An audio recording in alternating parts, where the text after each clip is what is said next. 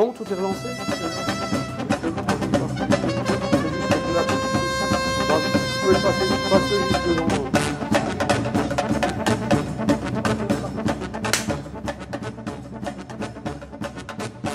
Oui, alors Claudie, tu voulais me montrer quelques dessins. C'est quelle série là Ben, c'est-à-dire que mon travail, il est continuellement en métamorphose en fait. Oui. C'est-à-dire que je n'ai pas une ligne directe. Alors je dessine beaucoup, ensuite je peins, j'écris, et donc ce sont des séries extrêmement différentes.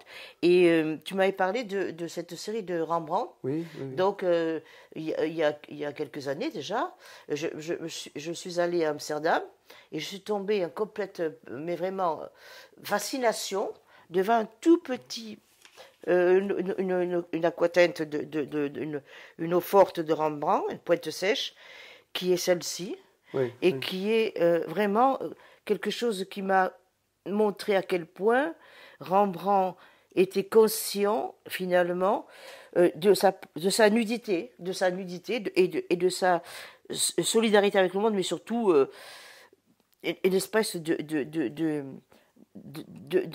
je ne comprends pas. J'aime tellement cette eau forte. Il est là, il nous regarde et dit pardonnez-moi, pardonnez-moi. Il dit pardonnez-moi. Ou alors j'essaie de vous dire à quel point je suis pas seulement, je suis ce grand peintre, mais je suis aussi cet homme plein de contradictions et de peur, d'angoisse, de solitude, hein, mais aussi de force. Parce qu'il est à la fois très triste et puis très fort ce regard, voilà. Et du coup, je me suis tellement attachée à lui que j'en ai fait, et j'en ai fait tellement j'ai fait j'ai passé 2 ans là-dessus, Oui, 2 ans à travailler, oui. et puis après, je trouve aussi toujours des trucs qui me confortent aussi. Henri Michaud qui sait aussi avec quel étrange des miens, ce visage d'en face se confronte à moi, en tâtonnant et cherchant à être compris. Henri Michaud dans Passage. Oui, oui. Voilà, il cherche à être compris, il s'est fait, voilà. Et alors aussi, Pierre Verdi, plupart du temps, recueil de 1915-1922, autre face. Les yeux noirs, mais ce sont des lorgnons. Une ombre glisse sur les joues, 2 larmes coulent sur les joues. Est-ce pour moi ou bien à cause du soleil? Personne n'ose demander qui il regarde et chacun prend ce regard pour soi. Je crains d'être trop loin ou trop petit. Moi, je suis certainement trop loin et celui qui est devant moi se rapproche.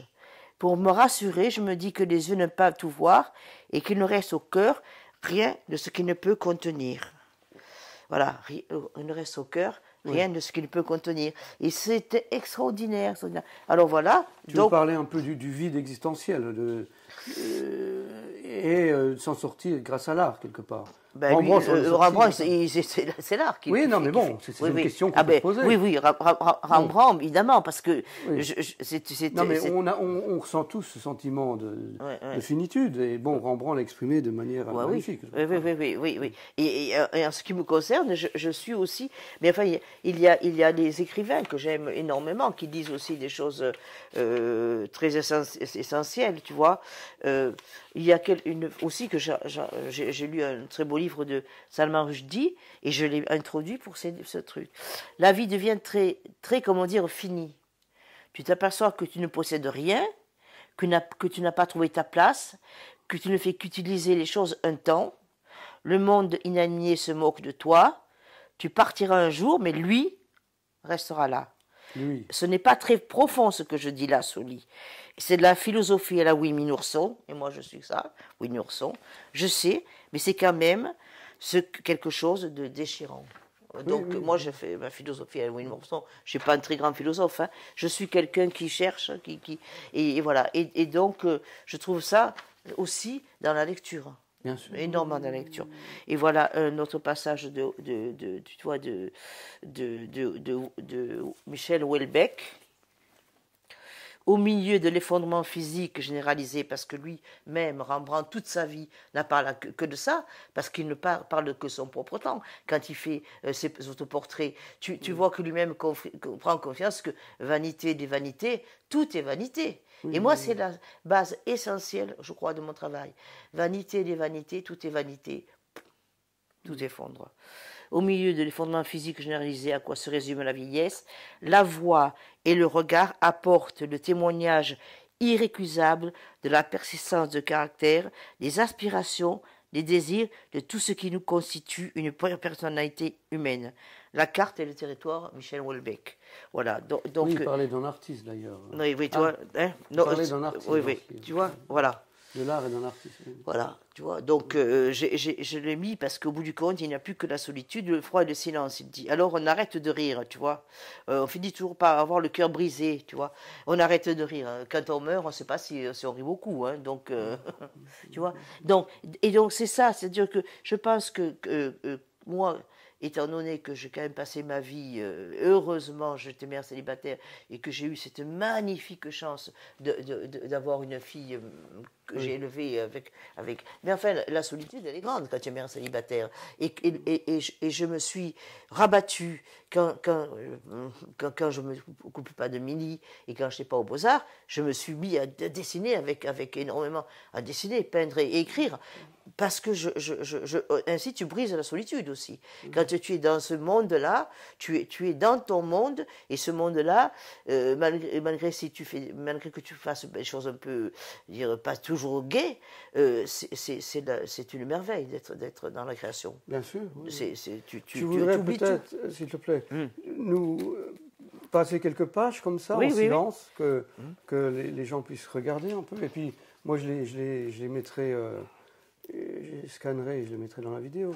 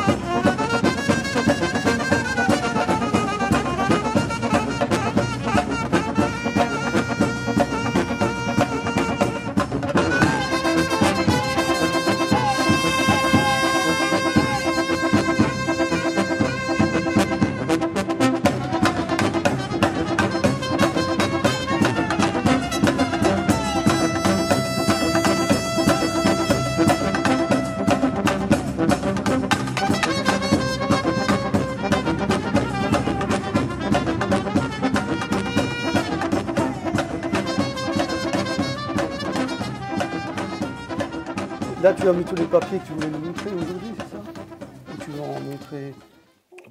Les tout petits formats, justement. Les oui, trucs, d'accord. Oui. Tu vois? Oui, ben... Bon, ben... Après, si on finit sur Rembrandt, je peux après préparer.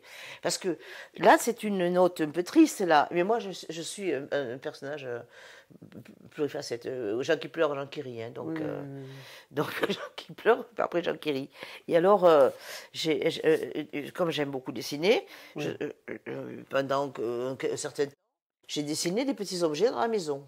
Oui. Des petits objets. Donc là, c'est pas du tout la même façon, parce que la façon de dessiner n'est pas du tout la même, puisque là, je n'utilise pas du tout d'ombre, je ne travaille qu'avec le trait. Alors là, voilà, tu vois, mais c'est ça, évidemment, j'aime énormément. Oui. Donc là, là, c'est un petit dessin qui finalement représente des objets que j'ai dans la maison, que j'avais, je pense, acheté à Mykonos ou dans les îles grecques. Alors là, j'ai fait ce petit dessin et j'ai marqué plus les mouettes, Parce qu'il manquait la mer quand même dans ce dessin. Donc j'ai marqué plus les mouettes. Alors là, c'est aussi des objets que j'ai chez moi. Ça, c'est un truc que je vais ramener du Pérou. Enfin, ça, ce sont des statuettes que j'ai ramenées de mes voyages. Et tout ce truc allié aussi bon, moi, j'aime bien les pierres, j'en ai fait ce rapport de liaison entre les objets. Bon, là, c'est aussi une statuette que j'ai ramenée. Et là, j'avais encore mis ce truc, cette phrase qui m'obsède un peu: polis ses armes, ses jades, ses dieux, ses gens, ses champs, ses grelots, venus de quelques décades, une troupe sort de l'eau, puis tout passe à la cascade et retourne dans le flot. D'après Norge. Donc c'est un poète que j'aime beaucoup, Norge.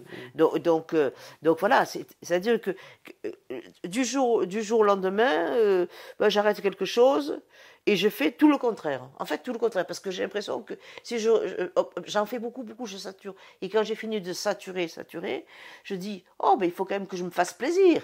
Qu'est-ce que je vais faire un plaisir? Donc je reprends, mais tout le contraire, c'est complètement la pirouette, parce que je dis, bon, est-ce que je vais écrire? Est-ce que je vais peindre? Est-ce que je vais dessiner? Et puis voilà, donc, mais je ne me pose pas le problème comme ça. C'est parce que je suis comme ça que je fais le contraire. Parce que ça m'amuse d'aller chercher ailleurs. Voilà. Donc c'est vrai que je suis pas en même temps, je suis quelqu'un de très attentif, mais je fais de la philosophie et de l'art un peu à Bruni-Lorson.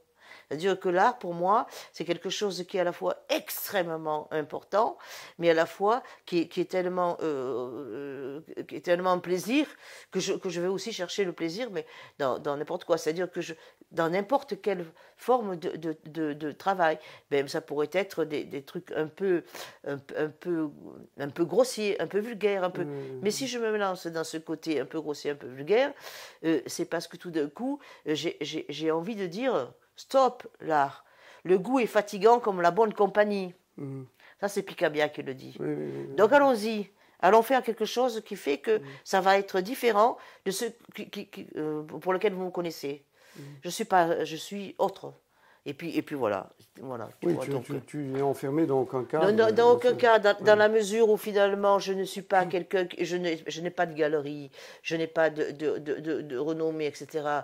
Ben, amusons, que je m'amuse déjà. Amusons-nous, tu vois, amusons-nous. Je m'amuse, mais je m'amuse très sérieusement. Voilà. Très sérieusement. Voilà. Donc je m'amuse.